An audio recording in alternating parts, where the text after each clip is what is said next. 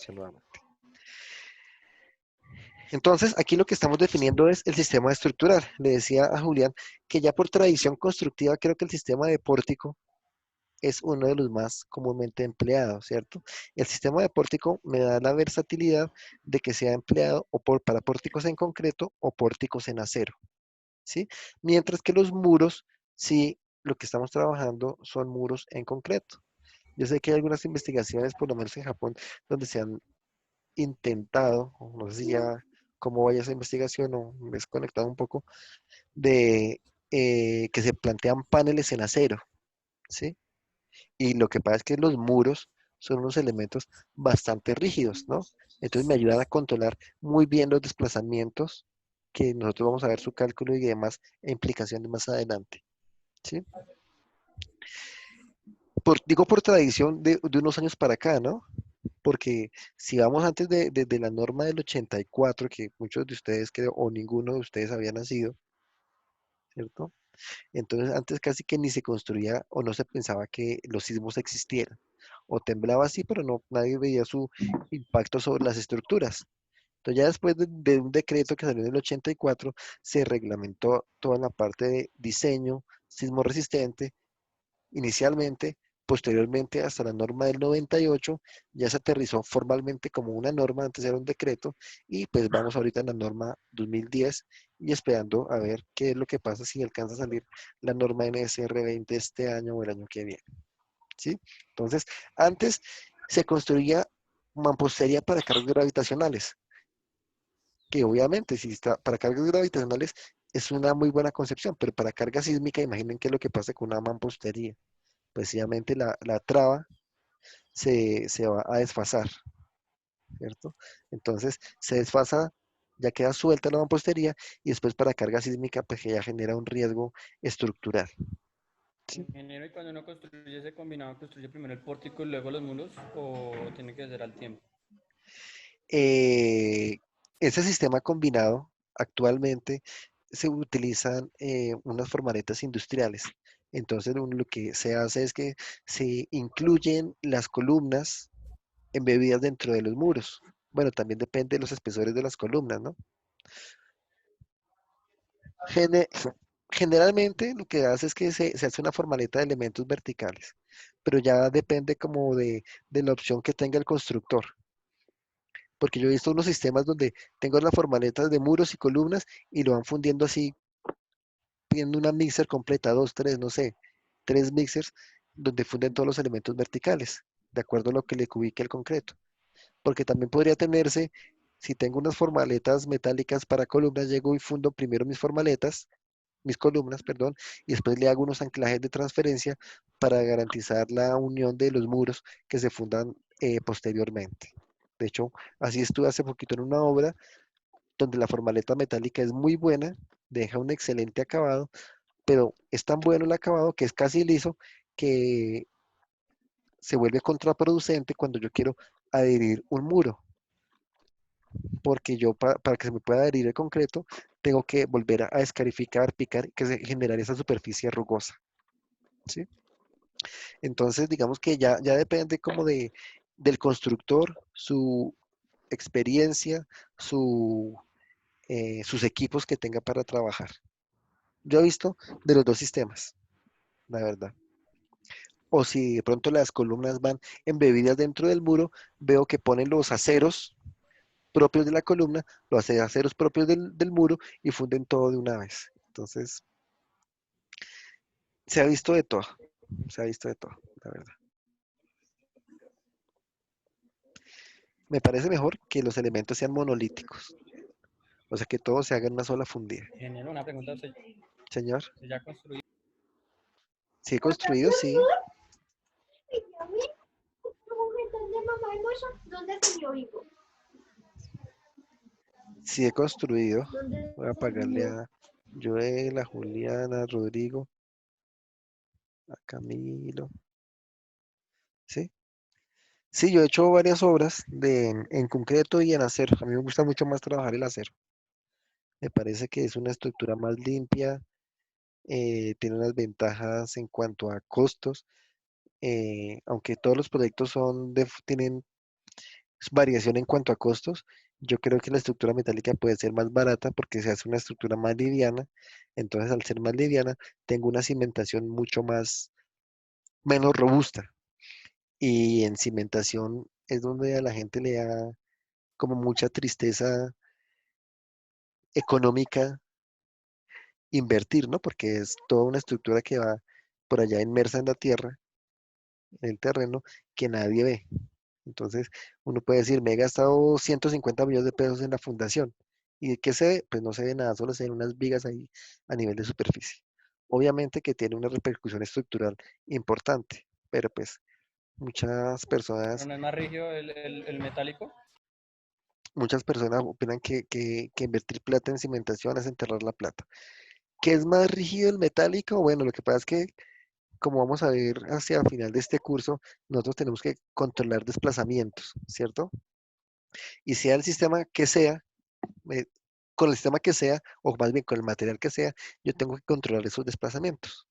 Lo que pasa es que con elementos de concreto me tocan unos elementos mucho más robustos que con elementos de acero, porque el acero tiene una capacidad 10 veces mayor que el concreto, entonces por eso voy a tener unos elementos mucho más pequeños, pero al ser más pequeños me implica que tenga mayores deformaciones. Entonces ahí es como un tire y afloje, a ver hasta qué punto puedo llegar yo a obtener una estructura que sea lo suficientemente rígida, ¿cierto? Para que me controle los desplazamientos y que también sea liviana. Entonces, tam- no solo depende del material, del tamaño de los elementos, sino como tal la disposición de los elementos. Es importante y es algo de lo que en el curso de estructuras metálicas yo les hago bastante énfasis, de cómo plantear una configuración estructural que sea óptima para que trabaje y sea, sea eficiente técnica y económicamente.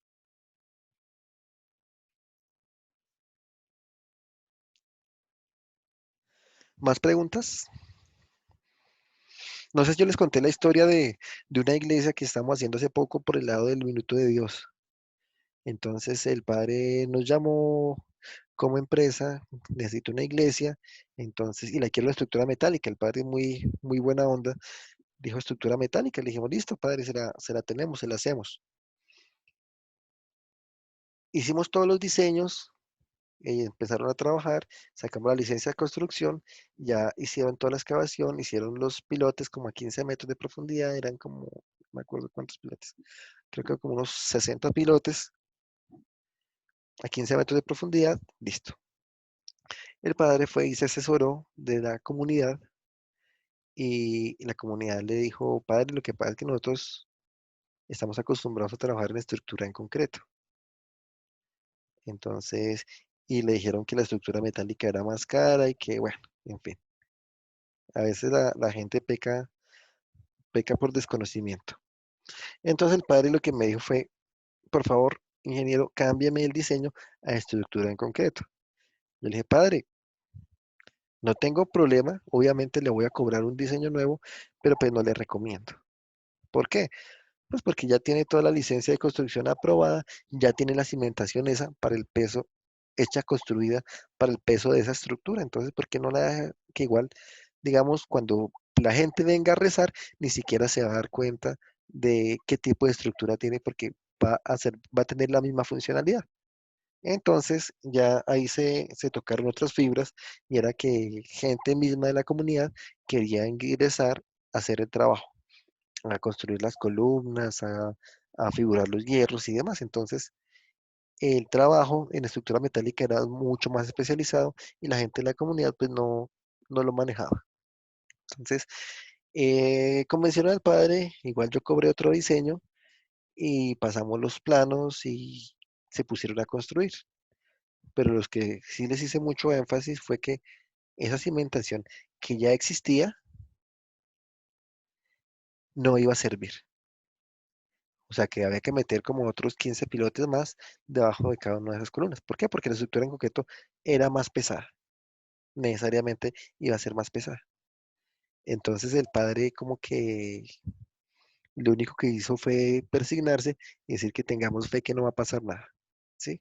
Pero pues digamos que con la fe las cargas no sé qué tanta fe tengan. Entonces, la mano de obra en la estructura metálica es mucho más costosa. Es relativo, lo que pasa es que es más calificada, ¿sí?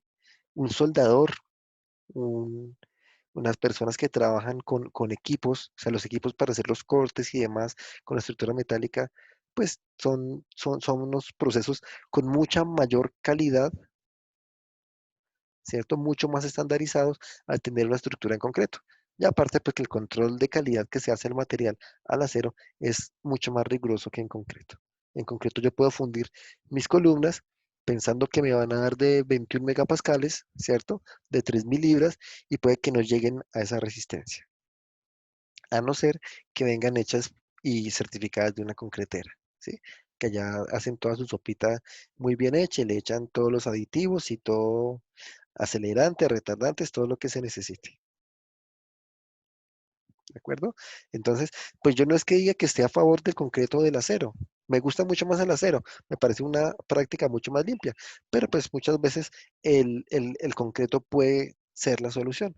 No sé si a ustedes les comenté el caso del establo flotante, el establo de 2 pisos. No les conté el No, establo de dos señor. pisos. Bueno, resulta que alguna vez me llamaron para otro proyecto, una idea bastante novedosa, y es que querían hacer un establo de 2 pisos, que las vaquitas subieran por allá, tuvieran como una zona de descanso, y en la parte inferior no me acuerdo qué uso le iban a dar, pero bueno, la idea es que tenían un lote muy pequeño y querían aprovecharlo para hacer todo eso. O como que bajaban las vacas para el ordeño y después las subían para que descansaran y allá las alimentaban. La idea era algo así. Lo cierto es que las vacas iban a estar allá en la parte superior. Entonces, pues ahí me dijeron, queremos hacer esto en estructura metálica. Y yo les dije, pues se le hace, se le tiene, seguro, se le puede, se le puede hacer. Pero ahí la dificultad que se presenta es, no sé si ustedes han pasado por el puente de Gran Estación, que es un puente metálico. La estructura metálica tiene un problema de vibraciones. O sea, si no tengo una configuración, un panel muy, muy rígido hecho dentro de su geometría, entonces se me puede presentar una configuración. De hecho, toda estructura presenta vibraciones, ¿sí? Lo que pasa es que se perciben mucho más en estructura metálica. En el puente de Gran Estación, ustedes pasan, van andando y sienten cómo ese puente sube y baja, ¿cierto? Cómo se mueve para los lados. Bueno, sobre todo sube y baja por la vibración de la gente que va pasando. Y ustedes voltean a mirar qué perfiles estructurales tiene ese puente y tiene tremendas secciones como de 50 centímetros, o sea, y metálicas, eso es una tremenda sección con bastante fortaleza estructural, ¿sí? Entonces, pensando en el tema de las vacas, yo les dije, vea, ¿qué pasaría? O sea, póngase en los cascos de la vaca, ¿sí? Y usted va caminando y esa vaina le empieza a vibrar, ¿sí? Porque pues obviamente las vacas tienen más peso, cada paso que dan, pues la estructura va a sentirla y va a empezar a vibrar. Entonces pues seguramente las vacas se estresan, les da miedo caminar, t- moverse bajo esas condiciones, se estresan y no van a dar leche. Entonces puede que tengan las mejores vacas. ¿Cuánto pesa una vaca? Y eso depende, no sé, puede pesar unos 300 kilos, 400 kilos, ¿sí? Y sí depende del ganado. Yo creo que unos 300 kilos puede estar pesando una vaca. Entonces, pues, si se estresa la vaca, deja de dar leche y pues la mejor vaca del mundo, que supuestamente se compra para que sea lechera, va a afectar su funcionalidad porque la estructura no es la más adecuada. Entonces, para ese caso, aunque ellos me estaban diciendo estructura metálica para que se hiciera más rápido, yo les propuse que fuera una estructura en concreto, ¿sí? Pues muy, digamos, muy a pesar de que me guste más el acero. Entonces, no voy hacia un lado y hacia el otro, o hacia el otro lado, solo que, pues digamos que cada proyecto en particular puede hacerse de cualquier forma, ¿sí? La idea es buscarle al cliente la mejor opción. Bueno, continuando entonces, aquí ya hemos hablado un poco del material, ¿no? Ya dijimos que estructuras de concreto, estructuras metálicas, ahí están abajo. De las diferencias la hemos discutido durante este lapso.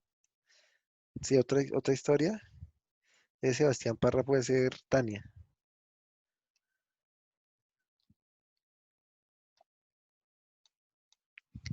No, ingeniero, yo sí tengo mi nombre hoy.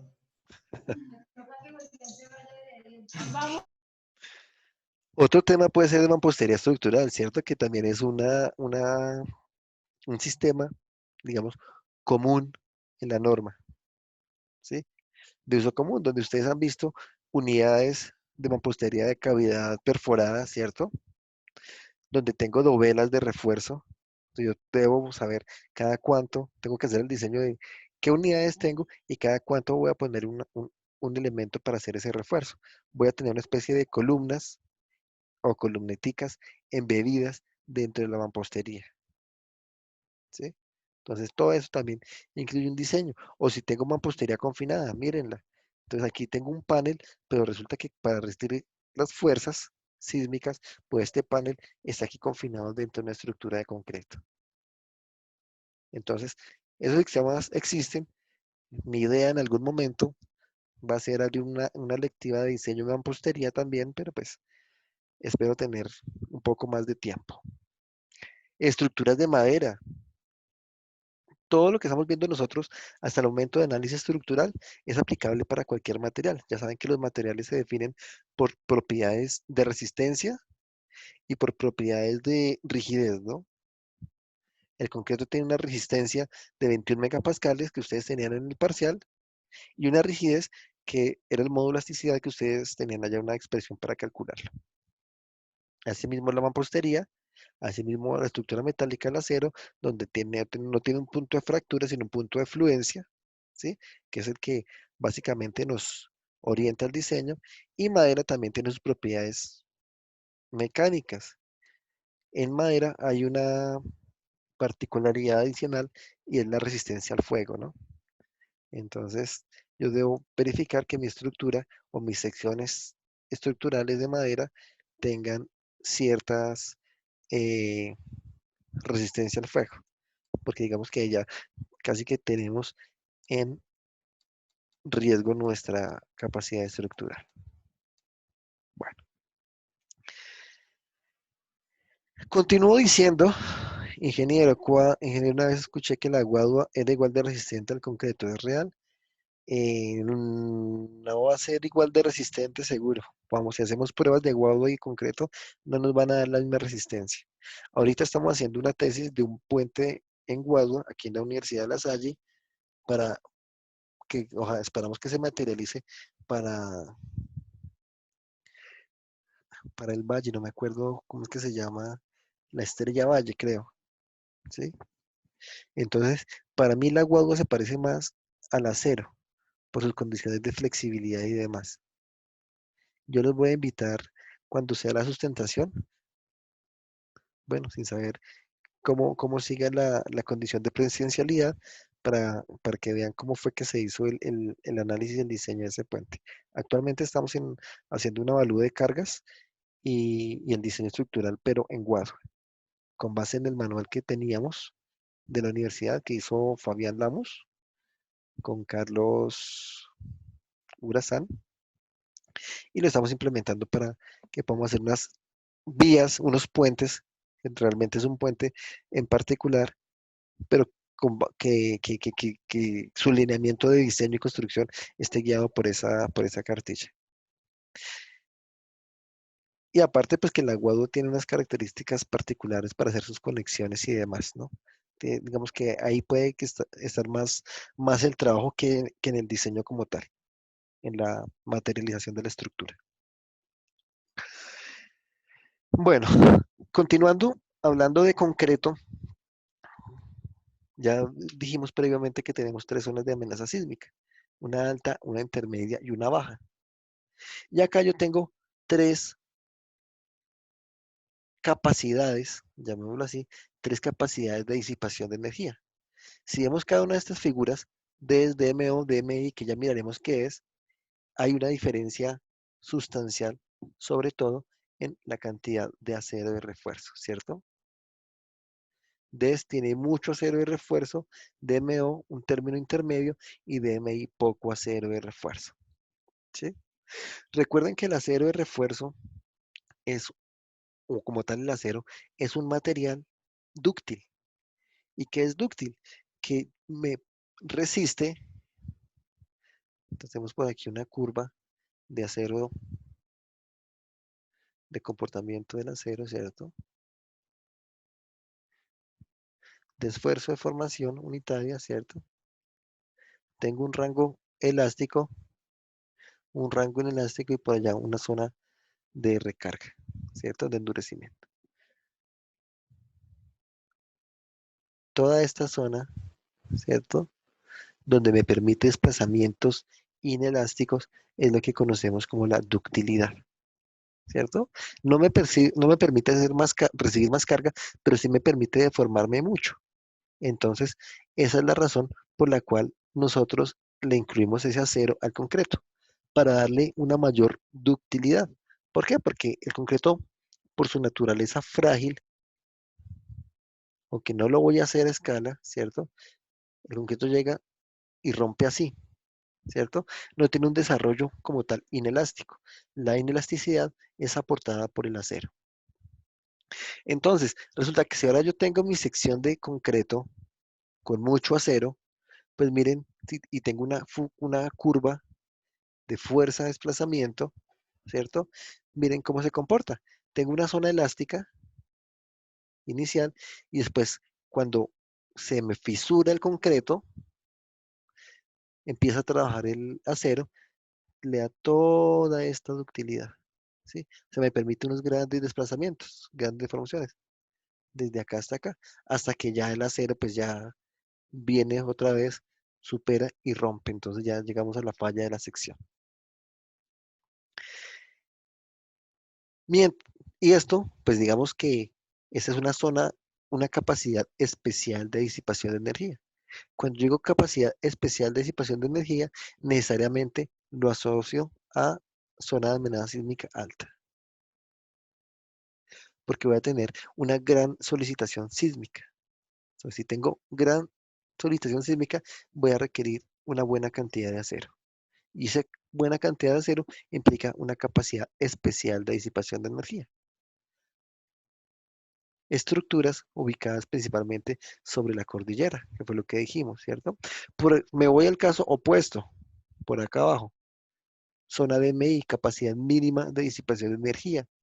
La zona Orinoquía, zona Amazonía, donde ustedes vieron en el mapa hace un rato que la sismicidad es bastante baja. Entonces yo pongo un acero mínimo de refuerzo, lo que necesita, ¿cierto? Y miremos que la ductilidad o el desarrollo como tal de la fuerza tiene un tramo bastante o más reducido con respecto a este de una zona de amenaza sísmica alta, ¿sí? Y pues obviamente encontramos un punto intermedio, que es el caso de Bogotá, por ejemplo. Silvania, ¿qué dijimos que era? ¿Intermedio, Julián?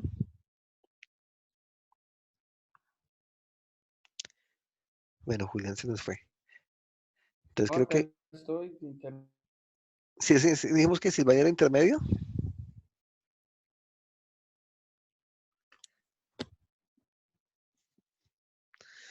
Bueno, Pero sí. listo, intermedio, ok. Entonces una amenaza sísmica intermedia tipo Bogotá, donde no tengo un desplazamiento aquí tan largo, ¿cierto? Ni tampoco tengo un desplazamiento aquí tan corto. Entonces tengo un término medio, una capacidad moderada de disipación de energía, ¿sí? Adicionalmente, pues, ¿qué es lo que buscamos? Ya dijimos que la naturaleza frágil del concreto implica que cuando llega a la falla, no da espera, mientras que el acero, cuando llega a la falla, o sea, llega a su punto de fluencia, se empieza a deformar, a deformar, a deformar mucho, entonces el usuario alcanza a evacuar la estructura. Y pues en el concreto reforzado, ¿qué es lo que pasa? Que ahí le estamos aportando esa ductilidad. ¿Por qué? Supongan ustedes una viga simplemente apoyada, ¿cierto? una viga por acá simplemente apoyar. Esa viga para cargas verticales se me va a formar por aquí algo así. O sea que en la parte inferior van a haber fisuras, ¿cierto? Las fisuras del concreto cuando está sometido a tensión. Pues como es un momento, va a tener una tensión en la parte inferior y una compresión en la parte superior. Por la compresión no me preocupo tanto porque el concreto es muy buen material para esas compresiones, pero para tensiones no. Entonces cuando yo incluyo este acero de refuerzo, ¿cierto? En la parte inferior, lo que pasa es que la sección, acá tengo el acero, acá tengo el acero, la sección se me va a empezar a fisurar. Tensión, tensión, tensión. Ingeniero, una pregunta. Señor, Uno debería trabajar en Bogotá con capacidad moderada, ¿no? Bogotá es un caso particular, debería trabajar con capacidad moderada, sí, pero todo esto que estamos haciendo en este momento es una situación muy general. Bogotá tiene unos espectros propios para el cálculo de fuerzas sísmicas, ¿sí? Más adelante vamos a hablar. Me iba a referir era a capacidad especial, pues. No, no, Bogotá está en zona intermedia, capacidad moderada. Mm, Pues que yo había escuchado que la zona de amenaza sísmica intermedia era más una cuestión política y realmente era amenaza alta. Sí, ahí sí ya estamos tocando unos temas que no son técnicos, ¿sí? Pero ya en este país no me extrañaría, ¿sí? De hecho, por eso es que Bogotá, incluso vamos a tener un ejercicio más adelante, una tarea más adelante, donde miremos qué es lo que nos dice la norma NSR10 para Bogotá y qué es lo que vemos realmente de un estudio local que se hizo, que se llama el estudio de microzonificación, de qué es lo que nos pide la norma, ¿sí? Y vemos pues que NSR10 dista de las capacidades máximas para Bogotá. Entonces, si se hizo políticamente, bueno, no sé, no me extrañaría, pero pues ya digamos que técnicamente se está tratando de como de ser mucho más específicos en las condiciones propias de respuesta sísmica de los proyectos. Entonces, bueno, estamos diciendo que para la viga hay un momento, funcionando momento, donde tengo una tensión en la parte inferior, se van a presentar esas fisuras, ¿cierto? O sea que esta sección fisurada pues ya no va a trabajar, sino que empieza a trabajar, atención, este acero de refuerzo. Y entonces el acero de refuerzo, como es un material dúctil, pues yo veo que la viga empieza a agrietarse. Yo como usuario veo que estoy en el piso de abajo, ¿cierto? Estoy por acá. Yo como usuario veo que la viga empieza a agrietarse, que empieza a botar ese polvillo de la grieta del concreto y se empieza a deformar, pues alcanzo a evacuar la estructura antes de que ocurra un colapso como tal del elemento o del piso o de la estructura, ¿sí? Esa ductilidad me da esa ventaja de tener un rango de trabajo, una posibilidad de acción, previniendo una condición indeseada de colapso. Eso en estructuras en concreto, ¿no? En edificios de acero, en estructuras de acero, pues como el material ya es por su naturaleza dúctil, pues ya no tengo ese efecto conjunto. Mentiras. Sí tengo el efecto conjunto porque tengo placas en concreto, ¿sí? Pero la viga como tal va a ser en acero, entonces los invito, si les parece, el curso, el año entrante, el semestre entrante, a tomar el curso de estructuras metálicas para profundizar un poco sobre el tema.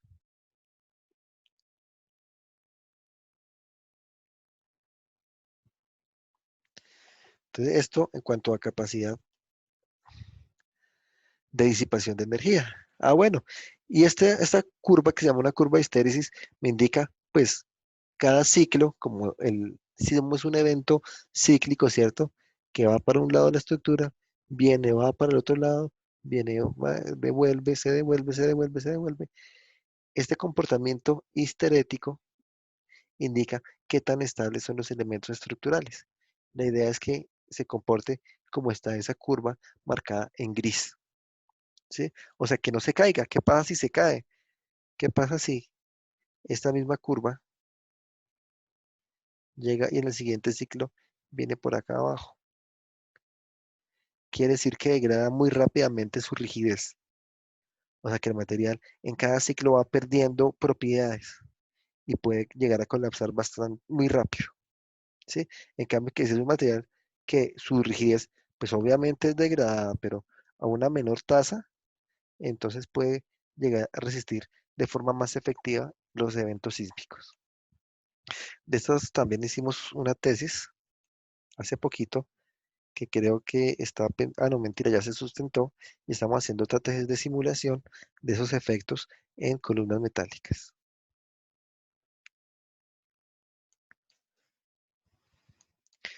Bueno, aquí la norma nos dice, bueno, ¿usted cuándo tiene que utilizar zona de amenaza sísmica baja, intermedia o alta? Bueno, eso ya sabemos que depende de la localización del proyecto, pero mejor aún, ¿cuándo tengo que utilizar una capacidad particular de disipación de energía?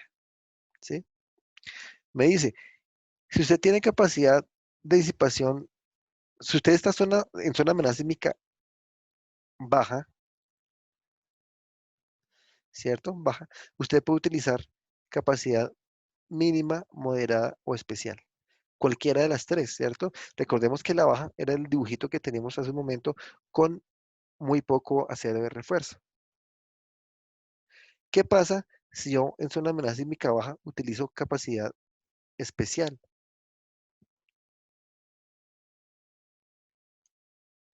¿Pierde plata o Pi- sirve pero pierde plata? Sirve, exactamente, sirve, pero pierdo plata. ¿Por qué? Porque donde no tengo sismo, voy a poner toda esta condición toda esta condición de refuerzo, ¿sí? Todo este refuerzo. Entonces, sí me sirve, pero pues no es óptimo.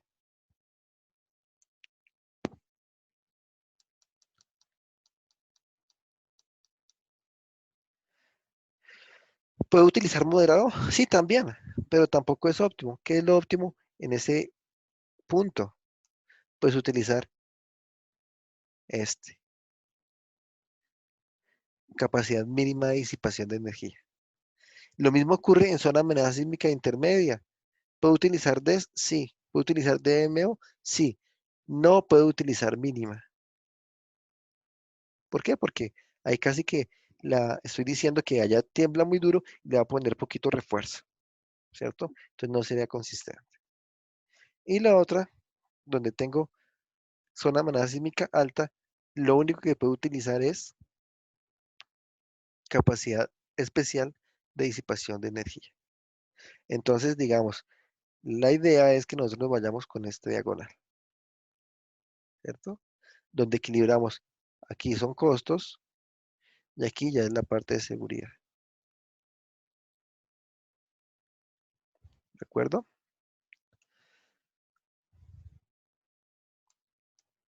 A no ser que el cliente quiera determinada configuración sin que afectemos a la estructura, podríamos llegar a utilizar. Por ejemplo, que tenga no sé, en Caquetá mi estructura y le ponga mucho acero. Se puede hacer, se podría sobredimensionar. Si el cliente está en posibilidad de pagarlo, siempre y cuando conozca cuál es su repercusión, pues entonces se hace. Si no, pues vámonos por lo que es en la norma. Adicionalmente, tenemos otro paso que es conocer el grado de irregularidad de la estructura. Todo esto que estamos viendo ahorita, así de forma muy general, vamos a entrar más adelante a detallarlo, ¿sí? Entonces, aquí lo que estamos diciendo es que tengo unas condiciones de irregularidad en planta, regularidad en altura, ¿cierto? Acá tengo unas condiciones de irregularidad en planta, entraremos a detallarlas más adelante, que qué es lo que pasa si la estructura es así, así o así. Entonces, por esa razón yo les pedí que el proyecto, los planos que me presenten, no sean unas, unos rectángulos, ¿cierto? Que no sea una estructura completamente regular, sino que tengan ciertas consideraciones para poder llegar a trabajar con esta o a incluir esos efectos dentro del diseño estructural. Bueno, dentro del análisis estructural. Irregularidad en alzado, igual. Los entramos a detallar más adelante, pero pues aquí vemos que hay diferentes configuraciones de irregularidades en la SAO.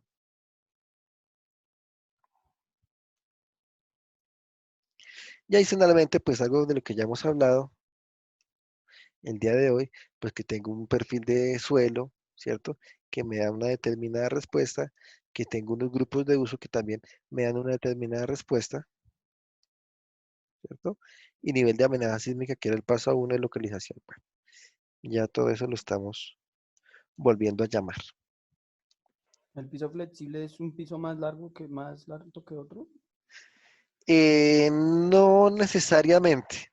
Son unas condiciones de rigidez en particular que tenemos que evaluar numéricamente, pero que ya más adelante entraremos a hacer esa revisión en particular. Sí, hacia el final del curso. Creo que la penúltima clase del curso estamos revisando los tipos de irregularidades y las repercusiones que tienen en el comportamiento inelástico de los elementos. Sí.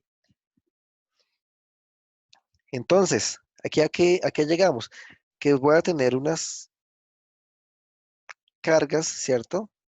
Estos van a ser unas cargas en la estructura, una masa de la estructura asociado a un peso como tal, ¿sí? Esa masa está acá, el peso de la estructura, que vamos a tener un periodo de vibración, que lo veremos más adelante. Aquí me interesa el concepto de rigidez. Es que yo voy, inicialmente, lo que vamos a empezar a hacer el viernes es a evaluar la rigidez de la estructura. Y que es algo, un término que ustedes al cual no son ajenos. Porque nosotros ya para análisis matricial dijimos que tenemos una matriz de rigidez, para Cross también dijimos que calculamos una rigidez para hacer una redistribución de momentos y esos términos, en cualquiera de los métodos que hayamos visto, son términos asociados a materiales, términos asociados a geometría de la sección como tal, ¿sí? Y tengo también, bueno, digo que calculo un periodo de la estructura, que veremos en detalle, pero adelantándome un poco. Recuerden ustedes por física ondulatoria que el periodo es la distancia, esta distancia, ¿no? Si acá tengo un eje del tiempo, acá tengo un eje del Y, ¿cierto? Decimos que esta va a ser la amplitud y el periodo es cuánto se me demora una onda desde su cresta a volver a otra cresta, ¿sí? Si lo volvemos vertical, ahora vemos esto así, ¿sí?